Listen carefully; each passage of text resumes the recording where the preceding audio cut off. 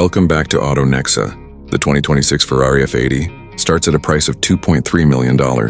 That puts it right at the top of the segment where nothing else comes close. And that's exactly why it feels like the natural next step for Ferrari. For over 80 years, the brand has been defined by one simple truth: raw, passionate driving that turns ordinary roads into stages for pure adrenaline.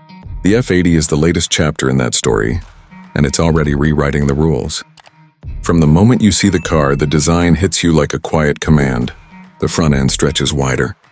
The hood flows back into a low, aggressive line that makes the whole front look planted and ready to bite. LED headlights slice across it like blades. And the side vents, those signature Ferrari vents, are bigger, sharper, and positioned to shout performance even when the car is parked. At the back, the diffuser is more sculpted. The taillights have that signature arrow shape but are now thinner and brighter, and the whole shape sits lower to the ground with a stance that makes you want to stand back and just admire it. Every line feels purposeful, no wasted curves, no filler. It looks like something that could have come off the drawing board in the 1950s and still belong on the same road today.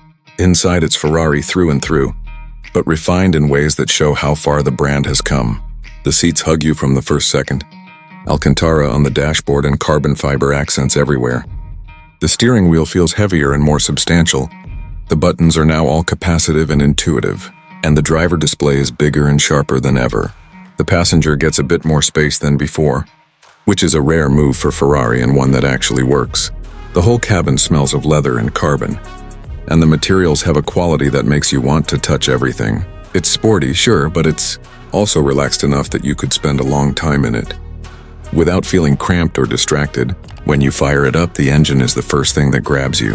That 1.0-liter twin-turbo V8 is now paired with an electric motor and a hybrid system that together deliver 1,000 horsepower and 740 foot-pounds of torque.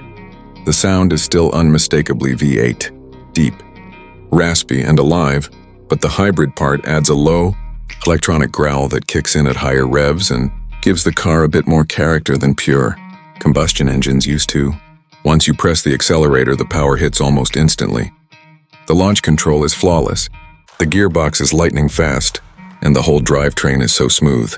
You can drive it in any gear and still feel like you're in full control. It feels lighter than its weight suggests because the hybrid system helps with weight distribution and braking, but it still delivers that unmistakable Ferrari rush. The driving experience is where this car really shines. It's sharp in corners, but not twitchy. The steering is precise and direct. The suspension is tuned for both track and road, and the brakes are strong enough to lock the rear up if you want them to. You can take it through tight mountain passes or on long straights at 9,000 RPM without ever feeling like it's fighting you. It's the kind of car that makes you smile every time you change gears. There's a slight trade-off though. Track days are where it really belongs, and on rough daily roads you might notice the ride is firmer than most other Ferraris. It's a small price to pay if your priority is performance. The technology is now so good you barely notice it's there. The digital cluster, the infotainment system, the ADAS suite, everything is integrated and works exactly the way you expect. The car can read the road ahead and adjust itself. Lane keep assist is seamless, and the driver gets all the data he needs right in front of his eyes. It's not flashy, but it's reliable and easy to use. Safety is still Ferrari, which means it's excellent but not over the top. Advanced collision avoidance, automatic emergency braking, and stability controls are all there, and the structure itself is incredibly strong. It's not built like a tank, but it's more than safe enough for the kind of driving it was made for. Everyday practicality is where the F80 shows its age a little. You won't want to use the rear seats for anything but emergencies. The boot is tiny and the whole thing is expensive to run. But if you're the kind of driver who values performance over convenience, you'll understand why it's still the right choice. In the end, the 2026 Ferrari F80 isn't trying to be a family hauler or a weekend toy. It's the ultimate driver's car, a 1,000 horsepower weapon that still carries the DNA of Enzo Ferrari himself. It stands out in its segment because it delivers the most power, the most purity, and the most emotion at the price. If you want the car that makes every other Ferrari look like a compromise,